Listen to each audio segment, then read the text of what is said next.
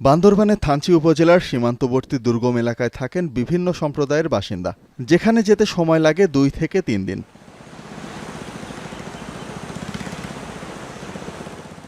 যাতায়াতের দুর্গমতার কারণে উপজেলা শহর থেকে চাল ডাল সহ নিত্য প্রয়োজনীয় পণ্য নিয়ে যাওয়া আসা সম্ভব হয় না। ফলে নিজেদের জুমে উৎপাদিত ফসলের উপর নির্ভর করে জীবন ধারণ করেন দুর্গম এই এলাকার বাসিন্দারা। বর্ষা মৌসুমে অতিবৃষ্টির কারণে জুমের ধান নষ্ট হওয়ায় খাদ্য সংকট দেখা দিয়েছে সীমান্তবর্তী বিভিন্ন পাড়ায়। রেমাক্রি ইউনিয়নের মেনহাত মোড়োপাড়া, বুলু মোড়োপাড়া, তাইখং মোড়োপাড়া সহ মিয়ানমার সীমান্তবর্তী 64 পরিবারে ঘরে জুমের চাল না থাকায় এসব পরিবারের সদস্যরা বাঁশকরল ও জুমের ফল ফলাদি খেয়ে দিন পার করছেন। জুম থেকে আমরা ধান তুলতে পারি নাই, চালও আমাদের রেশন শেষ হয়ে গেছে, ও রেশন নেই। খুবই অসহায় করে আমরা জীবন কাটে 3 মাস ধরে।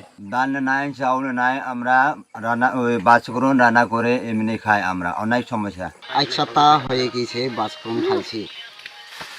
এখন নতুন জুম মাঝে পাওয়া যায় না ধান, এই জন্য অনেক দুঃখী পড়ছি। সংকট দূর করতে ব্যবস্থা নেওয়ার কথা জানিয়েছেন উপজেলা নির্বাহী কর্মকর্তা। এই সকল পাড়াগুলো সাধারণত নেটওয়ার্কবিহীন এবং একেবারে যোগাযোগ সহজে ওখানে করা যায় না। তো আমরা আপনাদের কাছ থেকে আমরা জেনেছি যে ওখানে বেশ কিছু পরিবার রয়েছে যেখানে খাদ্যের ঘাটতি রয়েছে। তো আমরা গতকালকে আমরা সংশ্লিষ্ট চেয়ারম্যানের সাথে যোগাযোগ করেছি। এর আগে 2016 সালে জুম চাষ না হওয়ায় খাদ্য সংকট দেখা দেয় থানচির দুর্গম এলাকার বিভিন্ন পাড়ায়। এখন বান্দরবান।